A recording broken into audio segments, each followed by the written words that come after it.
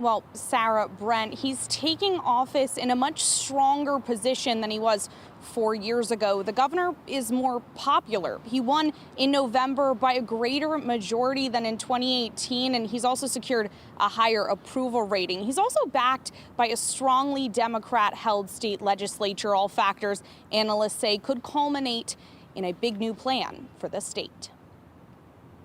Ned Lamont now, I think, is going to feel, in many ways, almost unrestrained. Sacred Heart professor Gary Rose says this will most likely be Governor Lamont's second and final term in office. I seriously doubt that he's going to run a third term. And so I think he wants to probably do some really big creative things within the next 4 years. Those creative things, continuations of his last term, highlighting tax reform, infrastructure improvements, fiscal security. These priorities, ones Lamont built and worked on throughout his first 4 years. I'm expecting a very broad, sweeping, probably a very creative, forward-looking agenda on his part. With multiple positive factors behind him, from higher approval ratings to a Democrat-controlled state legislature, the question, just how successful could he be in this second term? Lamont now has 4 years of experience under his belt. I'm anticipating a pretty successful second term, quite frankly.